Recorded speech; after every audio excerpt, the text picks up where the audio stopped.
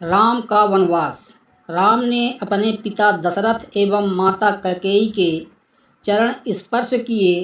राम को देखकर महाराज ने एक दीर्घ श्वास लिया और केवल हे राम कहा, फिर अत्यधिक निराश होने के कारण चुप हो गए। उनके नेत्रों में आंसू भर आए। विनम्र स्वर में राम ने कैकेयी से पूछा, माता, पिताजी की ऐसी दशा का क्या कारण है? कहीं वे मुझसे अप्रसन्न तो नहीं हैं? यदि वे मुझसे अप्रसन्न हैं तो मेरा क्षण मात्र भी जीना व्यर्थ है।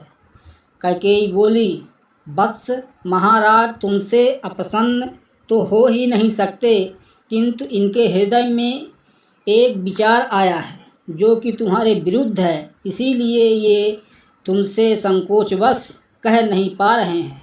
देवासुर संग्राम के समय इन्होंने मुझे 2 वर देने का वचन दिया था। अवसर पाकर आज मैंने इनसे वे दोनों वर मांग लिए हैं। अब तुम्हारे पिता को अपनी प्रतिज्ञा का निर्वाह करने के लिए तुम्हारी सहायता की आवश्यकता है। यदि तुम प्रतिज्ञा करोगे कि जो कुछ मैं कहूँगी उसका तुम अवश्य पालन करोगे तो मैं तुम्हें उन वरदानों से अवगत करा सकती हूँ।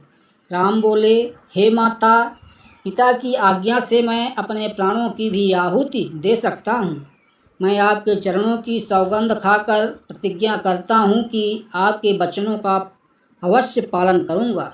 राम की प्रतिज्ञा से संतुष्ट होकर कैकेयी ने कहा, बस मैंने पहले वर से भरत के लिए अयोध्या का राज और दूसरे से तुम्हारे लिए 14 वर्ष का वनवास मांगा है। अतः अब तुम अपनी प्रतिज्ञा के अनुसार तत्काल बक्कल धारण करके वन को प्रस्थान करो। तुम्हारे मोह के कारण ही महाराज दुखी हो रहे हैं, इसलिए तुम्हारे वन को प्रस्थान के पश्चात ही भरत का राज्याभिषेक होगा।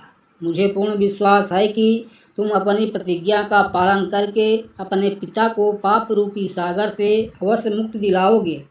राम ने दुख और शोक से रहित होकर कैकेयी के वचनों को सुना और मधुर मुस्कान के साथ बोले, माता, बस इस छोटी सी बात के लिए ही आप और पिताजी इतने परेशान हैं। मैं तत्काल वन को चला जाता हूँ, यही मेरी सत्य प्रतिज्ञा है। महाराज दशरथ राम और कैकेयी के इस संवाद को सुन रहे थे। इसे सुनकर वे एक बार फिर मूर्छित हो गए। राम ने मूर्छित पिता और कैकेयी के चरणों में मस्तक नवाया और चुपचाप उस प्रकोष्ठ से बाहर चले गए। दर्शकों, यदि वीडियो पसंद आई हो तो आगे की कथा देखने के लिए कृपया चैनल को लाइक और सब्सक्राइब कर लें।